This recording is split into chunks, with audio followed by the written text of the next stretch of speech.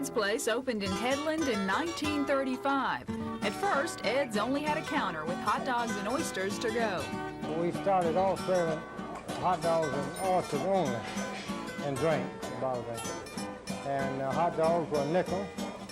Oysters was 20 cents a dozen, and 2 dozen for 35 cents. Ed's Oysters never quite gained the notoriety of his hot dogs. Oh, oysters are still on the menu, but people come to Ed's for the dogs.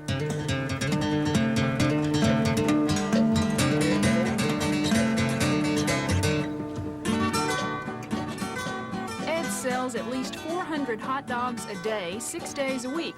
Their biggest day was in 1955 when they rolled back prices to a nickel and sold 4,000 hot dogs in one day. Only 3,000 people lived in Headland at the time. What makes Ed's hot dogs so good? Is it the weenie, the mustard, onions, or the chili? No one could tell us exactly why they like them. They just like them. They're delicious. The best in town. Of course, Ed serves more than just hot dogs. They have barbecue, grilled cheese, even salads. But would you wear orange and blue to an Alabama football game? Nah. When at Ed's, order a hot dog. Lisa Walsh, WSFA TV News, traveling through Headland.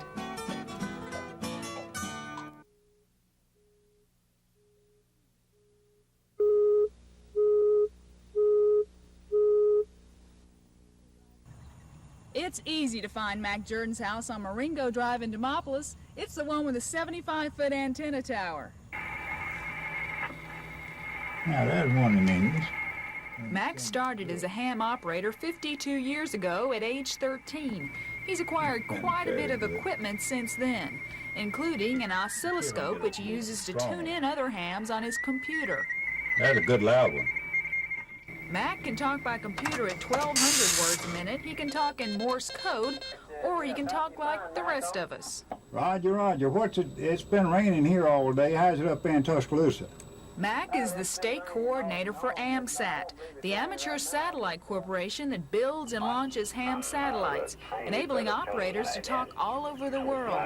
I think this sounds like New Zealand or Australia. Mac also eavesdropped on the ham operator in Grenada who monitored last year's invasion. Because they were talking to the FBI, to the Pentagon, State Department, the CIA. I mean, the big wheels were everything funneled through that one amateur station. That was the only communications they had down there. Was it one? Hams also help those closer to home. The Alabama Emergency Net, and on numerous occasions, like when the tornado hit Brent, it knocked out all the power lines, telephone lines, everything. Their only communications was by an amateur. Although listening to international crises and handling local ones are all part of it, Mac says there are other, more enjoyable aspects of being a ham. Shooting the bull with the guys you know. Lisa Walsh, WSFA TV News, traveling through Demopolis. 1,200 words a minute. And when I hear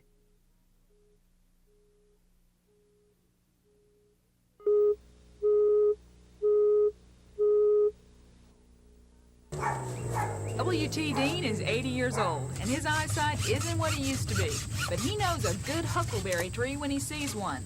He goes huckleberry hunting each week, because huckleberry trees are just right in diameter, and their roots are just right for handles. Just right, that is, for walking canes. It just catches everybody's eye. I don't know. It's an odd-looking cane, and it just catches everybody's eye. And I don't have any trouble with that. I can get rid of 100 a day if I had them. Hard to believe 100 people a day would travel to Goodway to purchase walking canes. The WT says his canes aren't just for walking. They also make mighty mean clubs for little old ladies who need protection on their evening strolls. The cane business isn't too competitive, and WT likes it that way. I like to do things that nobody else don't want to do. Why is that? Just I like to be odd. WT says the knots and crooks in each cane give it character, but maybe it's the character who whittles it. Lisa Walsh, WSFA TV News, traveling through Goodway in Conecuh County.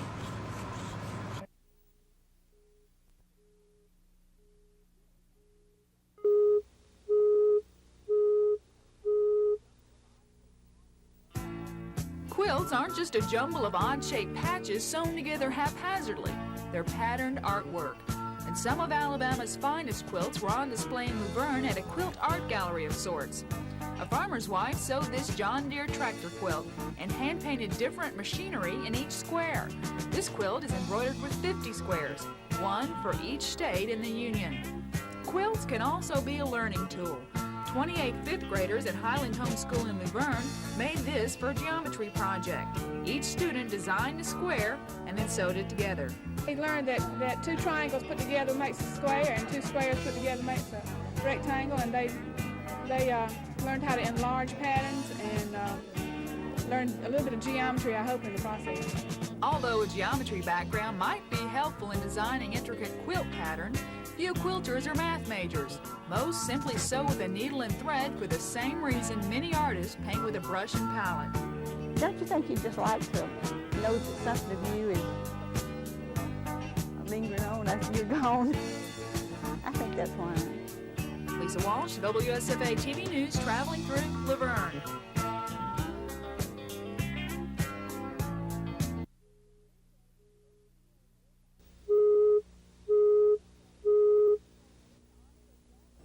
It was a big day for 13-year-old Melissa Arnold of Jack, Alabama. It was her first time to be on TV, her first time to be on an airplane, and her first time to go to Arkansas.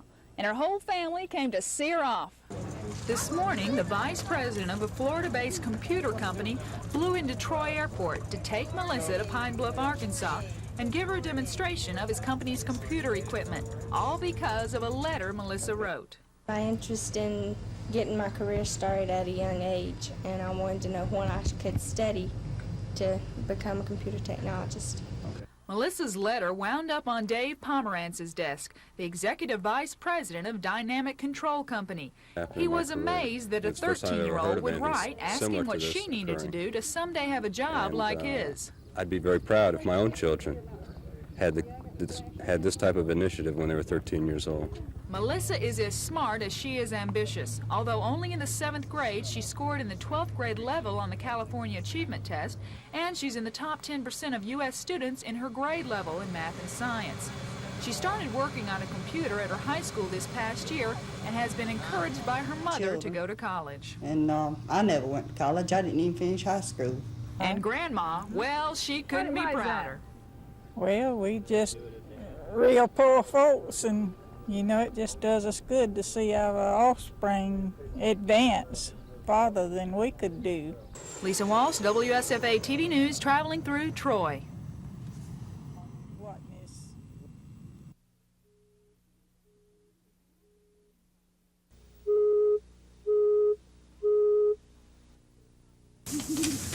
It's called the Game Farm by state conservation officers. Wild animals from all over the state are brought here to Watauga County, taken from people who are legally keeping them as pets. Most of the animals here have similar stories to this deer. Its Barber County owners enjoyed it as a fawn, but once it got older, it was too wild and too hard to handle. They'll never tame down completely where they are completely tame. Anytime you're around a wild animal, you have to give it the respect due a wild animal and realize that they'll hurt you. Not only are wild animals hazardous to their owners, oftentimes the owners are just as hazardous to the animals, feeding them an improper diet and keeping them either chained up or in cramped quarters. Unfortunately, once a wild animal is raised by people, it can no longer fend for itself in the wild, so the confiscated animals are confined in Watauga County.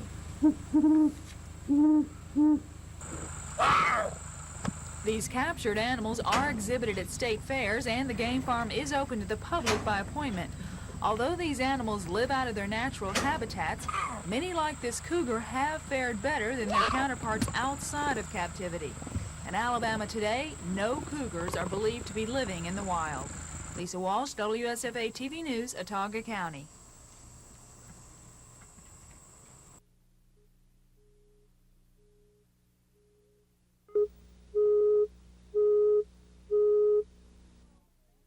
Good time.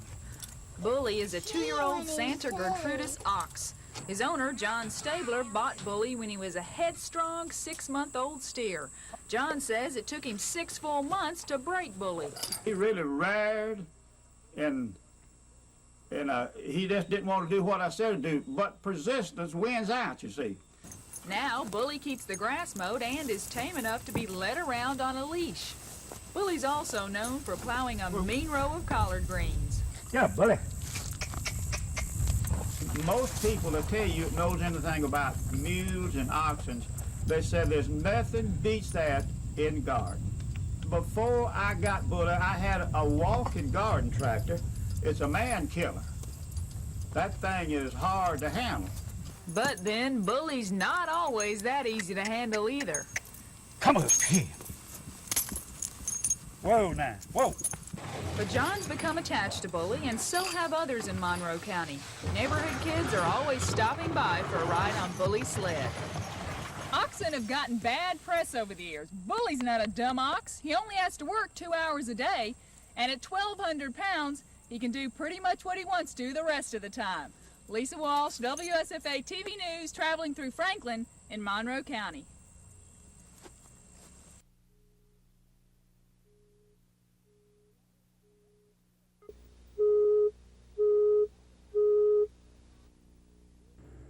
The only time most of us see a possum, he's usually in this sad state on the side of the road.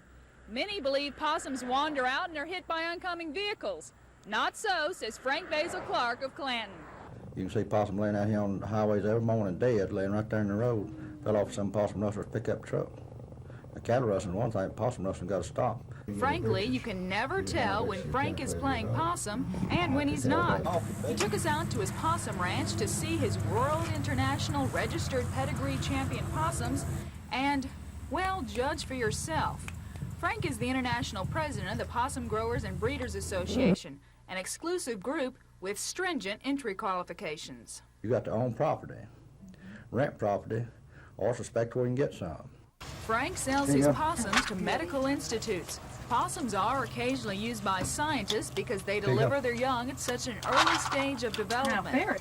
Those not used for medical research, Frank eats. Currently, Frank is gearing up for possum hunting season by organizing possum safaris.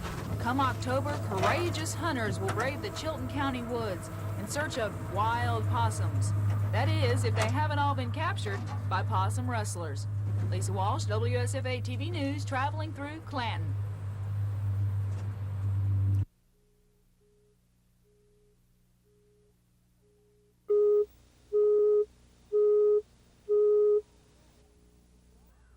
What's different about China Royal is why Tony Liu set it up in Alex City. He came because of the good bass fishing on Lake Martin. Tony is from Taiwan, but for the past 10 years he's lived in the U.S., working in restaurants in San Francisco, New York, and Atlanta. And after a hectic day of chopping, stir-frying, and serving, Tony says he likes to get away from work and head for the lake. I like spend time around the water. That's a very good thing for to relax yourself. Although Tony says his restaurant business in Atlanta was good, the fishing on Atlanta's nearby Lake Martin was bad. So one day, after a rough day at work and a worse day of fishing, Tony decided to find a different fishing spot. Looking for the map, find a very big lake here. Then I drive in here, look around and fishing, have a few days spent here. Then I enter the city. Find the city is pretty good.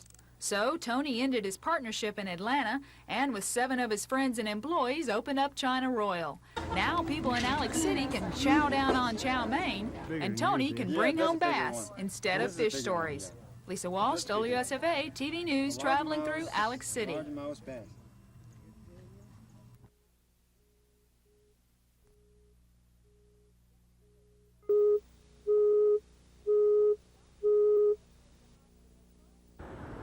Doctors at this Tuscaloosa hospital are trying to perfect a blood test that could determine whether or not a person is an alcoholic. Up until now, no such test for alcoholism has been available. There's no particular laboratory test that you can do and say if it's positive then you are an alcoholic. And we're searching for a test that would allow us to say with more certainty, with more objectivity, the presence of the substance correlates with the presence of alcoholism. Dr. Fisher and 3 medical technologists are working with 97 blood samples from patients admitted to Druid Oaks Alcohol Abuse Treatment Center. The blood samples are being tested for the metabolite 2,3-butanediol. Dr. Fisher believes that the presence of 2,3-butanediol could indicate whether or not a person has the potential to be or is an alcoholic. It's hypostulated that 2,3-butanediol is a minor metabolite of alcohol that's manufactured by alcoholics but not manufactured by non-alcoholics. Dr. William Weisinger treats alcoholics and believes that a blood test to determine whether or not a person is an alcoholic could be a major breakthrough. One problem in treating an alcoholic is denial. A person tends to deny that they have problems related to alcohol or that they're alcoholic. And if we can do a simple blood test and come up with a lab result that says you're an alcoholic, then people would tend to believe that. The final results will not be in for several months, but the doctors believe if their research is conclusive, in the future a butanediol test could be as common and as inexpensive as a pregnancy test. Lisa Walsh, WSFA TV News, Tuscaloosa.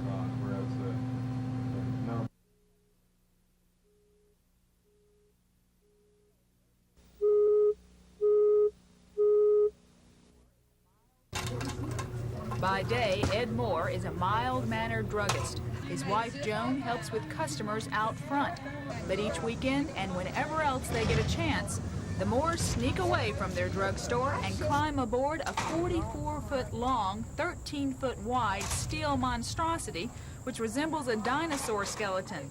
It's the hull of their steel sailboat to be. The Moores ordered their first steel in 1982 and have since purchased 3,500 pounds of the stuff. They figure they can build their own boat for $50,000, while a new boat would cost more than 3 times that. But why build a steel sailboat? I just love the feel and texture and working with steel. It's strong, denotes strength. And the steel boats, it's been proven that they survive on reefs and in conditions, storms, and hurricanes much better than the wood fiberglasses. The Moores first sailed 4 years ago, and it was love at first breeze. They decided they had to have a steel sailboat. So the Moores took a year-long welding class at the local trade school and have been welding up a storm ever since. After the hull's finished, they plan to take a cabinet-making class so they'll be able to make the deck. And when are they going to launch it, and what are they going to call it? War Eagle, and Good. when we win the national championship. Lisa Walsh, WSFA TV News, traveling through Clanton.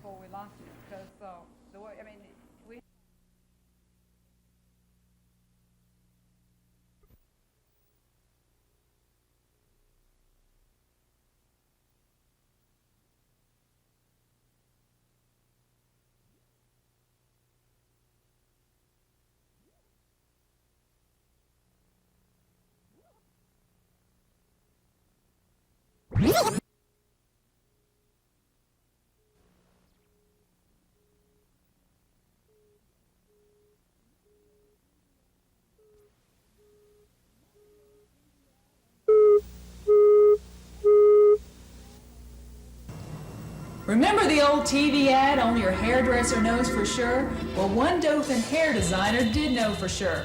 With his encouragement, one of his Dothan clients became a sensation.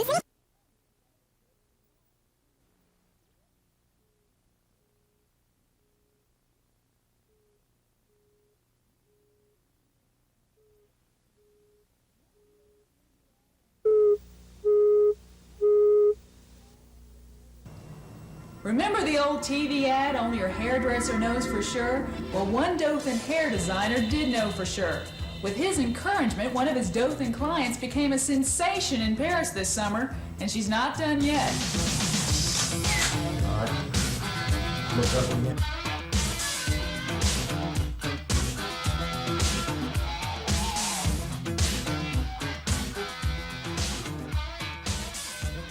It all started in June when Giselle went to New York on a family trip. Her hair designer, Jody Paramore, had told Giselle for years that she should be a model. So when the Gray family was in New York, Giselle decided to take her hairdresser's advice. My parents set aside one day for us to go to the agency to go and see if I could try to be a model. But everywhere she went, it was the same story. I went up to see him, and he really criticized me. He told me I wasn't aggressive and that I wasn't, determined. And so anyway, I really felt bad. I thought, well, my gosh, what am I doing here? But that night, the same agency president who had criticized her so severely called and said to be in Paris in a week. So this 5'9", 122-pound teenager packed up her bags, flew to Paris, and now is on the cover of Paris's Vogue and Votre Beauté, as well as on the inside pages of 10 other magazines. She's also back at Northview High in Dothan to finish her senior year. And where to after graduation? Where else? New York. Lisa Walsh, WSFA TV News, traveling through Dothan.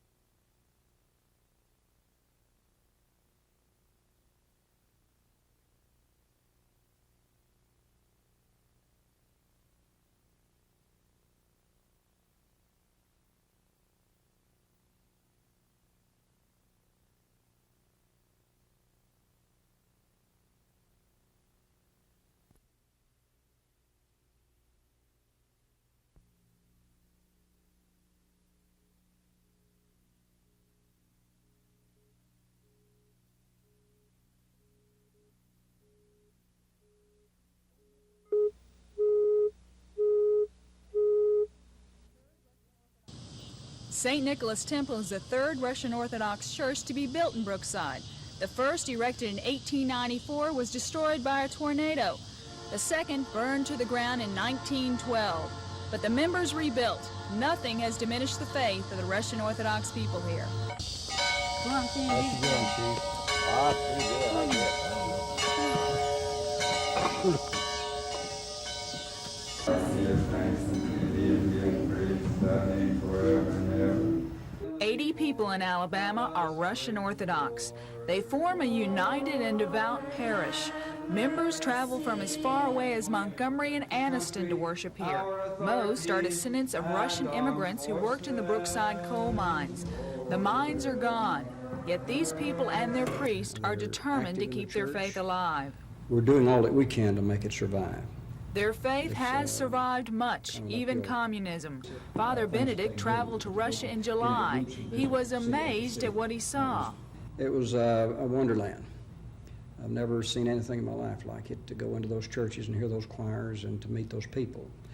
I've never seen such piety in my life as I found in those Russian lay people and the priests. While the Russian Orthodox Church fights to overcome governmental obstacles in the Soviet Union, its only obstacle in Alabama is apathy.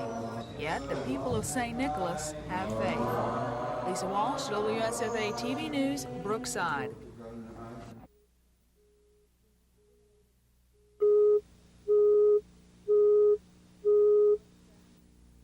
Žela debočka se kozkoji. Means they love and they cuddle up together. Catherine Dushuk reads and speaks in Slovak, yet she's never lived outside Brookside, Alabama. Her father, Joseph Yarchuk, a Czechoslovakian, came here in 1902 to work in the coal mines near Birmingham. We were Slovaks.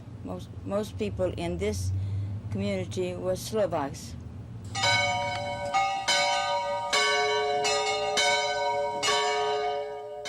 The Slovak people who founded Brookside brought the religion with them, and in 1894 built the first Russian Orthodox church south of the Mason-Dixon line.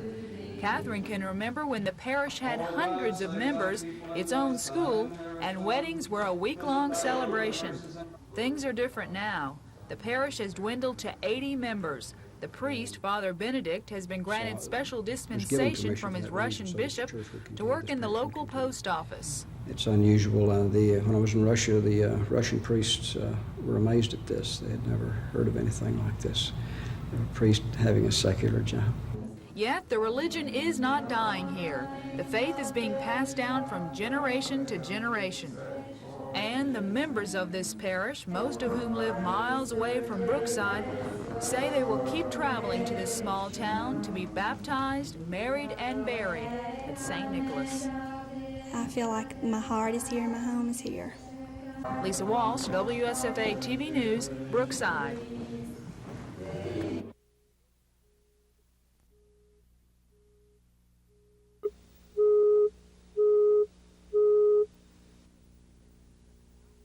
Not much to do in Peterman but count railroad cars and wait for the paper. Only 500 people live here. It's a dying little town. Yeah, it's a dying little town. Well, one thing about it, you've got to be coming to Peterman. You don't luck up on it. Alice Earl Harper is the determined owner of B.L. Floyd & Company. It's Peterman's general store. Her grandfather built it, and she's determined to keep it open. After all, she is the daughter of Bertha Lee Floyd. In the 1940s, Bertha Lee Floyd and her sister Ethel inherited the local general store from their father. But the sisters decided not to go into business together. Instead, they partitioned the store. Bertha ran hers out the front, and Ethel ran hers out the back. So rather than have an argument about the store or anything, that the store was just split into and we had a petition back there. Insurance man said he knows that it's to the inch because he had to measure it. This sibling rivalry of sorts went on for years until both sisters passed away, and Alice Earl decided she'd try her hand at Mama's business. Of course, she has help. Miss Lily Smith has clerked at B.L. Floyd's for the past 43 years, and Alice Earl hopes she stays on for at least another 43. Is she a good employer? Golly Moses. The door probably would be closed forever if she walked out. Alice Earl need not worry. 71-year-old Miss Lily says she has no plans to retire. Lisa Walsh, WSFA TV News, traveling through Peterman in Monroe County.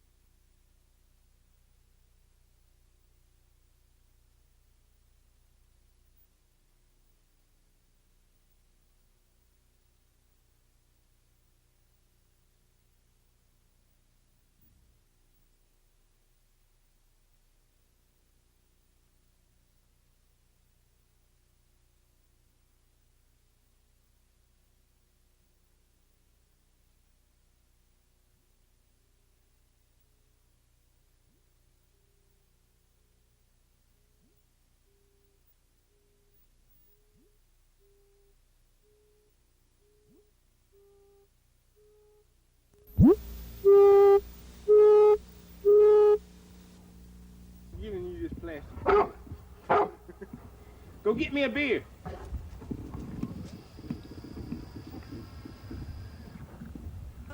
Well, I guess everybody wants a dog that's a little different.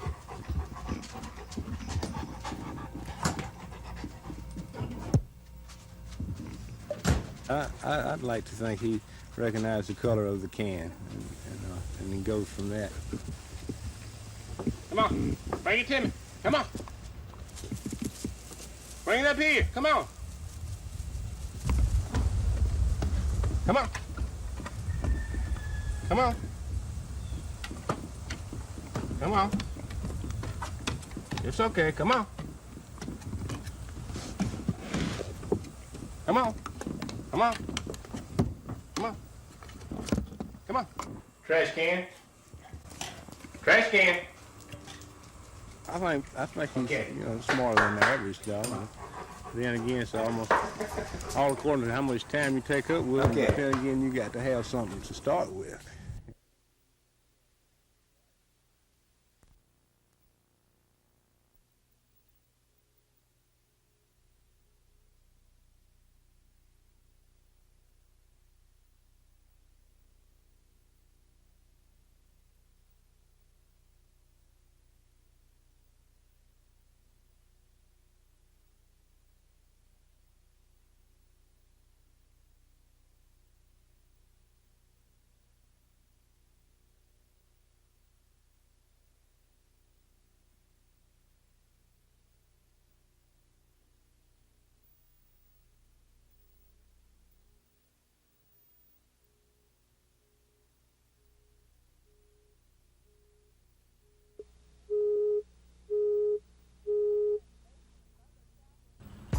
Here in the basement of Butler Chapel in Tuskegee, more than 400 people have learned how to sculpt, paint, and draw.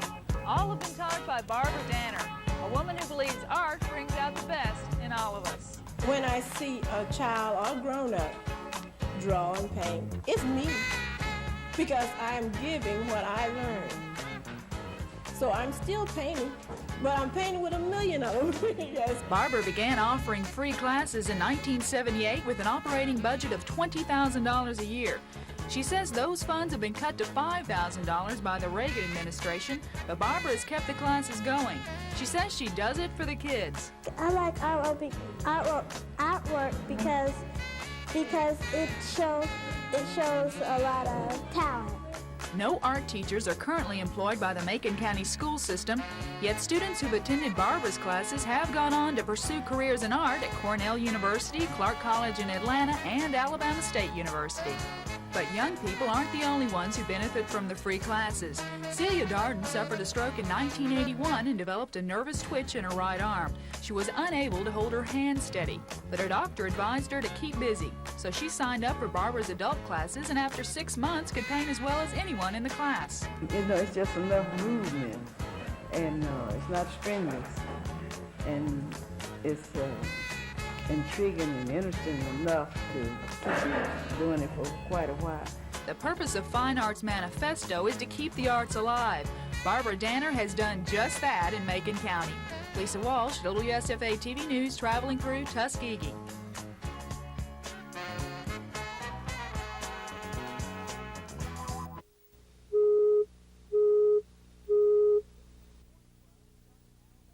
The original Corn Club started in Alabama in 1909 with an all-male membership. Tuscaloosa, Calhoun, and Walker counties were the first to have corn clubs. Their primary purpose was to learn how to produce more corn per acre. In 1912, the girls started their own clubs in Walker and Pike counties. Irene Paul was the first president of the Pike County Tomato Club. When we had a canning meeting at the Army, we had to have a white apron and a cap, canning that beans and stuff like that, and tomatoes and stuff. Much has changed since the days of the Tomato Girls and Corn Club boys. Now there are 32 4-H clubs in Pike County with 960 members, ranging in age from 9 to 19.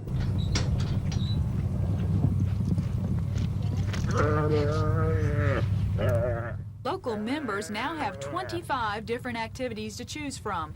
The majority of 4-H'ers live on farms, and many choose to work with livestock, which they show at county fairs and state rodeos. You learn a great deal of responsibility, having to take care of them and groom them and keep them exercised.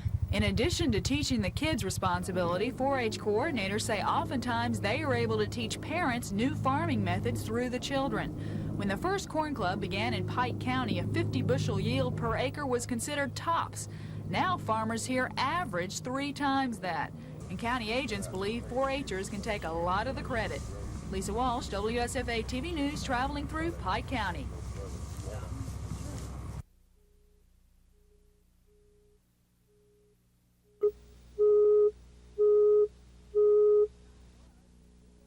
Okay.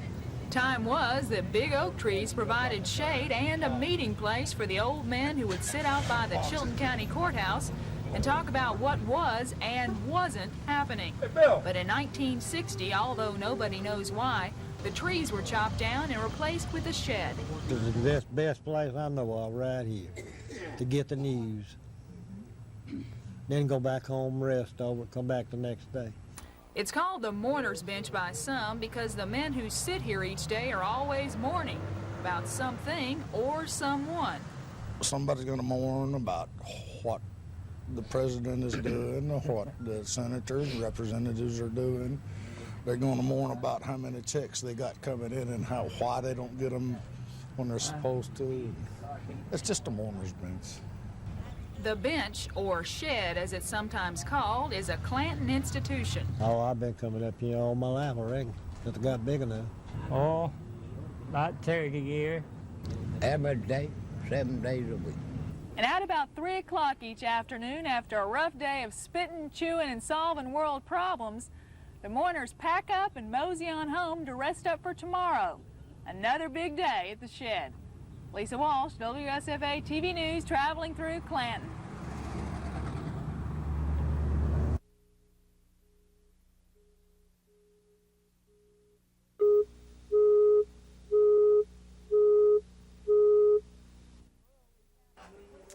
When people in rural Lee County see a fire, they call the Lee County Sheriff's Department. Here, the deputies relay the call to one of the county's 5 volunteer fire departments. The deputies alert the volunteers by setting off their pagers. Who drives the truck? The first one to get to the station.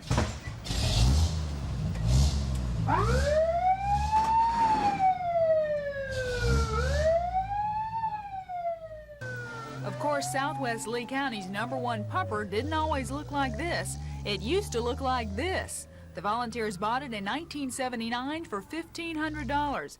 It's helped put out more than 100 fires since then. On board the old pumper at many of those fires was Auburn University pre-law student Lee Lamar. One night saw an orange glow up in the sky, and I figured, well, I'll just go see what's going on. And I went down there, and it turned out to be a fire, and I helped them out. And once you do one, it sort of gets in your blood, and you keep doing it. It's more than anything else, you feel like you're helping people. Helping others as a volunteer firefighter isn't without its risk.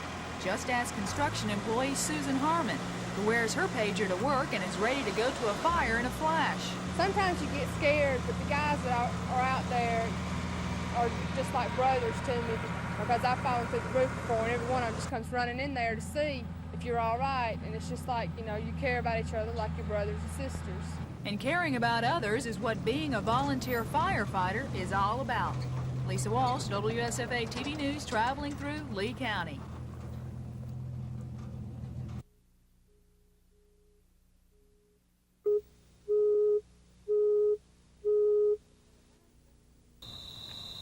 For the past 15 years, Ray Grimes of Clearview in Covington County has put out gourds for the purple martins to nest in. He has to pick his gourds before the first heavy frost.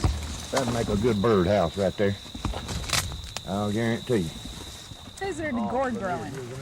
Really, there's no skill to it. I mean, you just plant them, and you don't bother about cultivating or anything like that. The only thing is just for birdhouses is the only reason we planted it. All right. Guess gourds aren't good for much else, huh? Not anything that I know of except birdhouses. Like many people across Alabama, Ray puts up new gourds for the martins each year. To make a birdhouse, he simply drills an entryway in the front and several air holes in the bottom. He saves the seeds for planting next year's crop. Then he strings up the gourds on a pole and waits for the martins to arrive.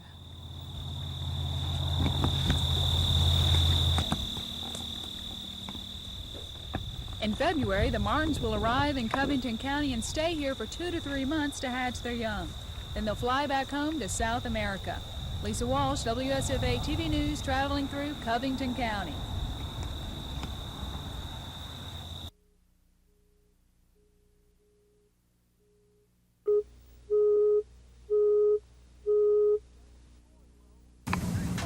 "74-year-old Emmett Horn shot his first quail in Clay County when he was 8 years old. There wasn't no game warden. He shot a heap of birds since then. I don't know. There's just so many that can't hit birds and stuff like that. I don't understand that, but I reckon it's natural for the horns. Most of them that I know was fairly good shots. I get 74 years old and I'm still killing them. For more than 20 years, Emmett has hosted bird dog field trials for his family, friends, and whoever else wanted to join in. This year, Horn's field trials will be November 3rd, and the men and their dogs are panting with anticipation. Dogs with names like Jake, Freckles, Kate, and Paul Harvey. Well, if you've listened to Paul Harvey before, haven't you? Well, Paul Harvey doesn't lie, neither does this dog. Is that not right, Mr. Horn? Tell it. For these men, the bond between man and dog is true blue. Most of these dogs were purchased as pups and have hunted by their master's sides on many cold and rainy winter weekends. They're family. Well, it's just kind of indescribable, but I suppose some of the folks a little more poetic than I am said it's the next best thing than the bond between a man and his wife. In quail hunting, a good bird dog is indispensable. Not only does he point the quail, enabling the hunter to flush out the bird and fire, a good bird dog also retrieves the quail for his master. There you go. Look at that. All right. Look at the bird. And after a day of quail hunting, it's time to settle back, sit down, and eat the fruits of your labor. There's nothing like fried quail. Lisa Walsh, WSFA TV News, traveling through Horns Valley in Clay County.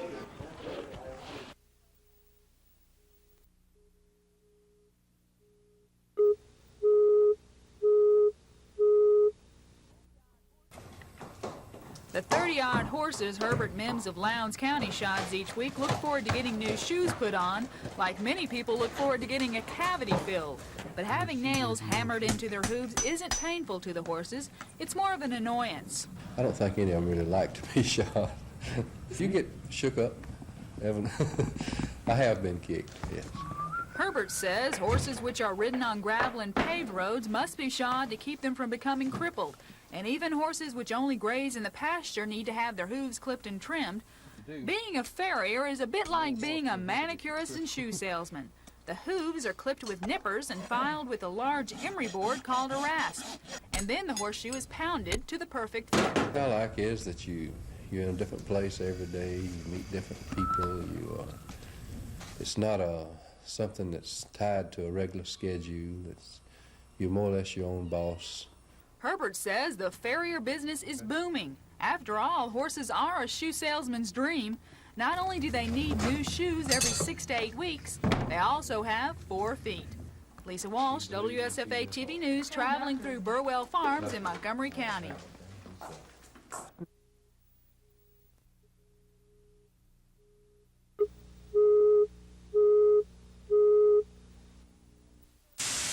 When Tom Mann made his first lure out of chicken feathers 28 years ago, he never knew it would turn into a $20 million a year business headquartered here in Eufaula. He's familiar with that worm. Fish World is where Tom tests his bait on bass and catfish in his 40,000-gallon spring-fed aquarium. He's come a long way from making jigs on his kitchen table. Tom's first big seller was the Little George, which has since been cited as one of the all-time great lures. And it was dynamite. It just caught fish like everything, and so it just popped into my mind to name it after Governor George Wallace. Since then, his business has grown and grown. He sold 100 million plastic worms last year. His most popular is the jelly worm, so named because they are actually flavored like jelly in watermelon, blueberry, lemon, and grape. Obviously, bass like the taste. And what does Tom Mann fish with? Tom Mann fish with a plastic worm lots now. I fish with all the baits that I manufacture, but I like a worm probably better than anything else. He didn't say which flavor, but he did say bass fishing is fast becoming a fun way to make a living. Of course, it's the type sport where you may have to invest money before you make any. Tom says Florida will probably host a $1 million tournament within the next year. But if you want to enter, start saving now. The entry fee is expected to be $5,000. And that's no fish story. Lisa Walsh, WSFA TV News, traveling through Eufaula.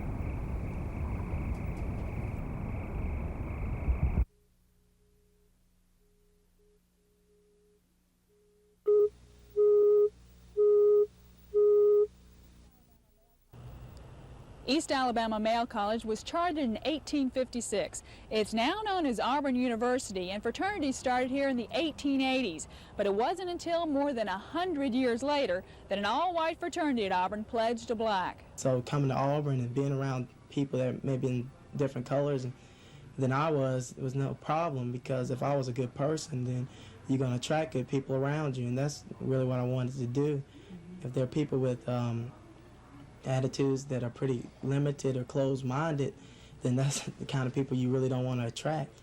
Tommy says he pledged Delta Chi because he likes the open-mindedness of the brothers and feels comfortable here. The president of Delta Chi says they didn't pledge Tommy to make the history books, but simply because Tommy was and is an asset to the fraternity. Well, we pledged Tommy because he knows a lot of people and he'd be a good asset for our fraternity. We thought he's planning to run for SGA president and involved on campus. Tommy's big brother, David Asiello, admits he's seen a few double takes when Tommy wears his Delta Chi jersey around campus. He played softball with us last spring, and then there was a little bit of people were wondering at the time, and but after he swam for us in a swimming event, and that was in front of pretty much most of the fraternities, and everyone knew by then he was in our fraternity. Whether Tommy pledging Delta Chi will be the start of the integration of all Auburn fraternities or stay an isolated incident remains to be seen. But social barriers may be the toughest to break. And in 1984 at Auburn, Tommy and Delta Chi broke those barriers together. Lisa Walsh, WSFA TV News, traveling through Auburn. '"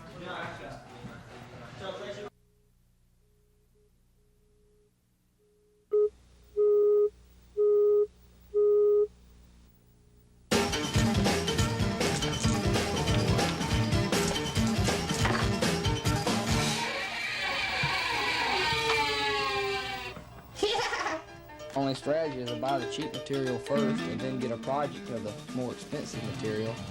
And then from that, I pay for my smaller material onto that bigger material. Translation, Wade shuns Boardwalk and Park Place, instead buying up the less expensive properties and developing them fast by putting up hotels as soon as possible and bankrupting opponents who land on his property. His strategy must work. Last summer at the state tournament, when the games were finished and the money counted, Wade had more cash and deeds on hand than anybody else. But doesn't Monopoly really depend on the roll of the dice? Isn't it just luck? No, I don't believe in luck. Hope Wade's that confident next week when, courtesy of Parker Brothers, he flies to Beverly Hills to play in the National Monopoly Tournament. If he wins in California, he'll go to the World Championships in New York, where they play with real money, and winner keeps all. Lisa Walsh, WSFA TV News, traveling through Highland Home.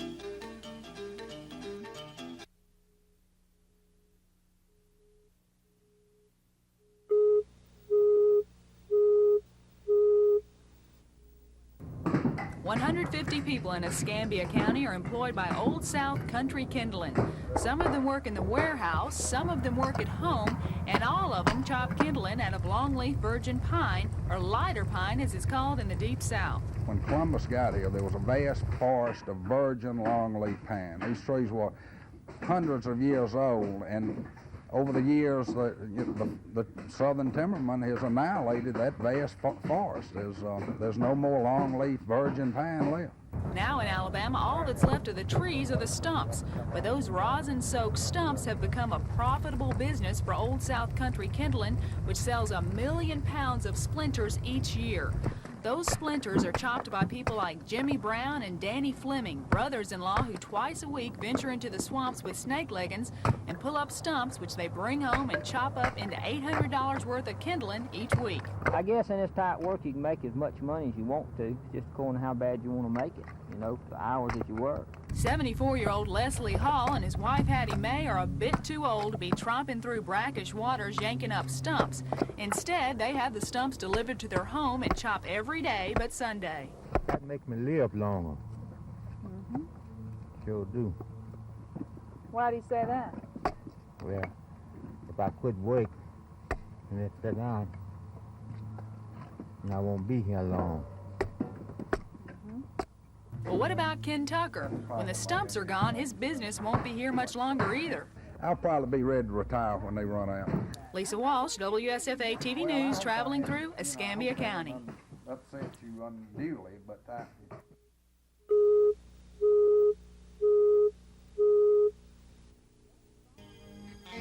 James Falconberry started up Falconberry Broomworks in 1949. He had been an automobile mechanic and was suffering from deterioration of the retina when a state rehabilitation agent suggested he learn another trade. I guess the rehabilitation agent just talked me into it. My eyes were getting bad, and I knew I had to do something. By 1950, James was totally blind, but his broom business was booming. He needed someone else to help him, so he hired Bud Brown. Bud has been blind since birth and had been encouraged to attend the Alabama Institute for the Deaf and Blind in Talladega. I told him, no, I'd rather stay here in Monroe. By working at Falconberry Broomworks, Bud is able to live at home with his wife. His first day on the job, Bud made one broom. Now he makes 48 a day and can thread a needle faster than most sighted people. About the only thing James and Bud can't do is drive the truck to sell the brooms to their distributors. So Falconberry Broomworks hired a driver. Oh, I loved it. I love to drive. You get out in the country and you see some Alabama. I've seen places I didn't ever dream was in Alabama. I've been driving for. And that's WT's job, to be the eyes for two independent men who make a product they never see. Lisa Walsh, WSFA TV News, traveling through Tunnel Springs in Monroe County.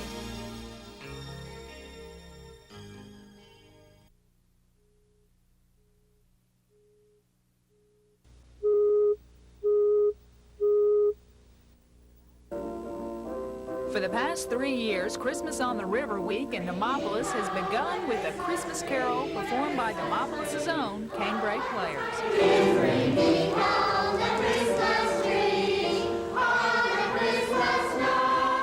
This is amateur theater, with bustles made out of milk cartons and cardboard top hats. Headaches abound. The night we were there, 8-year-old Tiny Tim wasn't, because he'd been grounded. And the ghost of Jacob Marley didn't have his chains, but he did have his voice. His ghost eternally is doomed to walk and wander after death. And that's the beauty of amateur theater. For several nights a year, these off-Broadway stars get to shine. They're no longer housewives, engineers, bankers, or school children. They're Scrooge. A ghost. Or simply a bit player and proud of it. Some do it to preserve the vacant century-old schoolhouse they practice in. This is an activity which lends itself very well to this old building.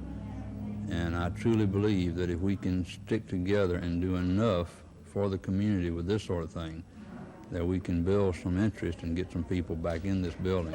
Others just enjoy the smell of grease paint and the roar of the crowd. It's amazing what Demopolis has to offer. Just every play that we've done, out of, sometimes as we say, the woodwork, comes the person for the role. It's just, it's wonderful. I can't talk. It's the depth of talent. It's just amazing. The canebrake players are much like the carpet of their theater, and they all bring a part of themselves, and together they make a colorful production. Lisa Walsh, WSFA TV News, traveling through Demopolis.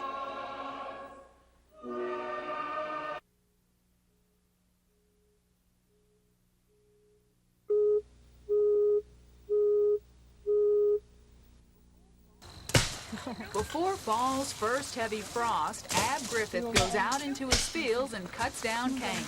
Ab says if frost bites cane, it loses its sweetness. Although he doesn't get much help cutting the cane, he gets plenty of help grinding it into syrup. Syrup making is labor-intensive. Ted provides some mule power, neighbor Vernis Estes puts the script cane in the grinder, and Leroy Coker pulls out the shucks. Meanwhile, the 80-year-old grinder does its job, squeezing out the juice, which runs into a bucket. How much you got in that till now, Ray? And is passed from Ab to his son Farrell. Give it back to him and I'll carry it on up there. Who pours the juice into a cooking pan, tended by Farrell's grandson, Jimmy, and his Uncle Lawson. Well, you have to boil it to get the water and all the impurities out of it, see? If you boil it, see, and keep it eye on it there and get all of that there, when it comes out there, it's pretty clean syrup. It takes about 10 gallons of cane juice to make 1 gallon of cane syrup. Ab says his family started making cane syrup because they couldn't afford to buy it in the store, and they've just kept squeezing it ever since. I've been around it ever since I was a little bitty boy. And I'm 73 years old, so I guess you'd say about 60 years I've been messing with it. In syrup making, everybody has their own job, but clearly the best job to have is quality control. Lisa Walsh, WSFA TV News, traveling through Elmore County.